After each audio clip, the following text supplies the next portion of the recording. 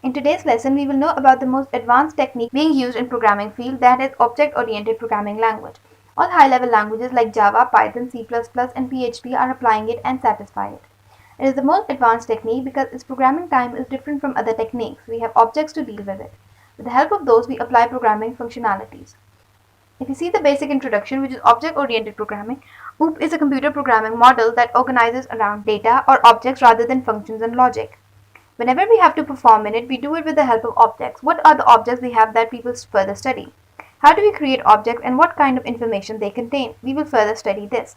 An object can be defined as data field that has unique attributes and behavior. Every object is representing a class. All the information in that class, to access that, the key we have is only the object.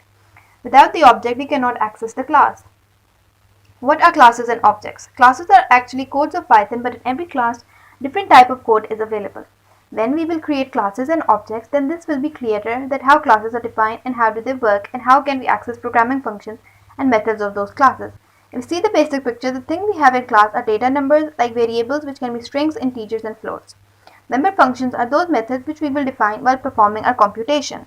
Class is one information block, but there won't be any benefit of this block till the time we don't have the key to access all members of this class. The key of that class is known as object. The object will be seen as a simple variable, but its properties will be different from a variable. All the information of the class will be in that object. We will be able to access all the information, data numbers, member functions with the help of that object. If I give you a real life example, one class will be human. To call that, we must have its name. Every human will be called by its name. Every human has its own properties. Means data members, email, phone, address, age, gender, family members, all this is personal information. In methods will be all functionality which the human beings performs, like he would be doing some job, would be performing some functions. What will be object? That would be its name. Whenever we have to call that person, we will do so by its name.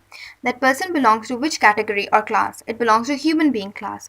What will be its function? That would be its properties like email, address, and methods would be functions which he performs. Till here we have introduction of object-oriented programming. Now what are other features of object-oriented programming which makes it more prominent than other paradigms? These four functionalities are available in it. First is encapsulation, second abstraction, third is inheritance, and fourth is polymorphism.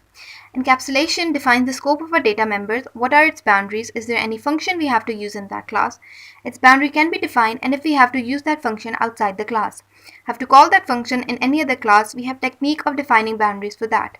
In encapsulation, we have three types of access specifiers which help in performing encapsulation. First is public, then private, and protected. Whenever we have to access a function anywhere in our program, then we declare them publicly. If we have to utilize in that class, then private, and when we have to do it between inherited class, then we declare such data members protected.